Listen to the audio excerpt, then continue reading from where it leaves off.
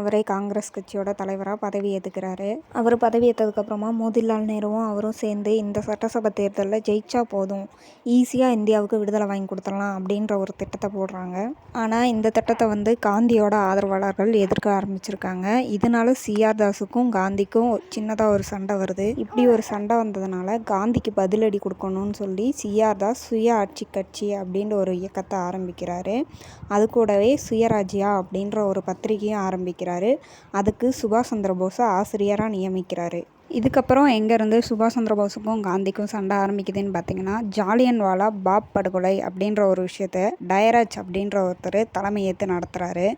அவரை உத்தம் சிங் அப்படின்ற ஒருத்தர் சுட்டு கொன்னுடுறாரு. உத்தம் சிங்கை எதிர்த்து நீங்கள் பண்ணது தப்பு அப்படின்னு சொல்லி காந்தி லெட்டர் அனுப்புகிறாரு. ஆனால் சுபாஷ் சந்திர போஸ் இருந்துட்டு நீங்கள் பண்ணது சரிதான் அப்படின்னு சொல்லி பாராட்டி லெட்டர் அனுப்புகிறாரு.